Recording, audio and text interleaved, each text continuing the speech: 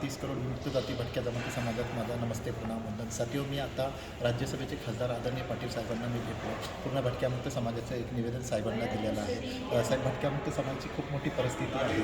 ते आजही लँडलेस होमलेस आहे. त्यांच्याकडे राहायला घर नाही, मरायला सक्षम भेटू नये. आणि आपल्या सातारा जिल्ह्यातील भटक्यामुक्त समाजाला अद्यापही जातीचे दाखले भेटत नाही, योजना भेटत नाही. तर त्या संदर्भात आपण कसा पाठपुरावा करणार आहोत?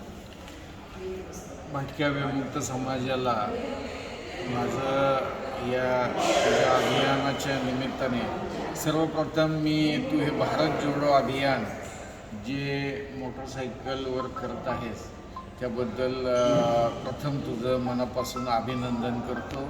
आणि भटक्या विमुक्त समाजासाठी जे तू आज स्वतःचं हे योगदान देत आहेस त्याबद्दल मी तुझं मनापासून कौतुक करतो आणि अभिनंदन करतो. भटक्या विमुक्त समाजाच्या अनेक समस्या आहेत. आज राज्य पातळीवर शासन त्यांच्या विविध योजनांमधून भरपूर वेगवेगळ्या प्रकारच्या स्कीम म्हणा किंवा वेगवेगळ्या प्रकारची अनुदानं ही भटक्या समाजाला देत आहे.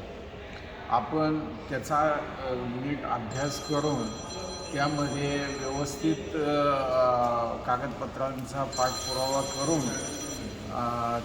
त्या सगळ्या योजनांचा या समाजाने फायदा घ्यायला पाहिजे आणि स्वतःच्या उन्नतीसाठी प्रयत्न करायला पाहिजे. निश्चितपणाने अजूनसुद्धा यामध्ये करण्यासारखं भरपूर आहे आपल्याला आणि ते आपण त्या टप्प्यावर आपण निश्चितपणाने या संपूर्ण समाजासाठी आपण शासनाकडे जे प्रश्न आहेत ते शासनाकडे पाठपुरावा करू आणि जे स्थानिक पातळीचे प्रश्न आहेत त्यामध्ये आपण व्यक्तिगत लक्ष घालून त्यांच्या अडचणी जर का त्यांनी मला व्यक्तिगत भेटून किंवा माझ्याशी संपर्क साधून जर का माझ्यापर्यंत पोचवल्या तर निश्चितपणाने त्यामध्ये मी मार्ग काढण्याचा प्रयत्न करेन आणि त्यांच्या अडचणीमध्ये त्यांच्या सुखदुःखामध्ये सहभागी होण्याचा किंवा त्यांच्या समस्या सोडवण्याचा आम्ही सगळेजण प्रामाणिकपणे प्रयत्न करू हे या निमित्ताने मी तुला सांगतो.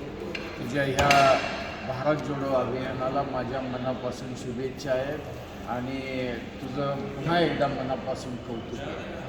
जय हिंद, जय महाराष्ट्र. साथियो, आदरणीय पाटील साहेबांसोबत सातारा जिल्ह्यातील विमुक्त जाती भटक्या जमाती समाजाने कॉन्टॅक्ट करा.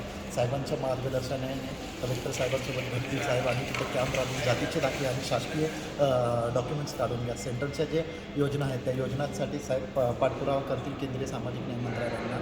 तर ते सगळं लवकरात लवकर आपल्या समाजापर्यंत पोहोचतील. तर समाज बांधवांनी असंच पाटील साहेबांनाही साथ द्या आणि सर्वांनी एकत्र व्हा. धन्यवाद. थँक्यू.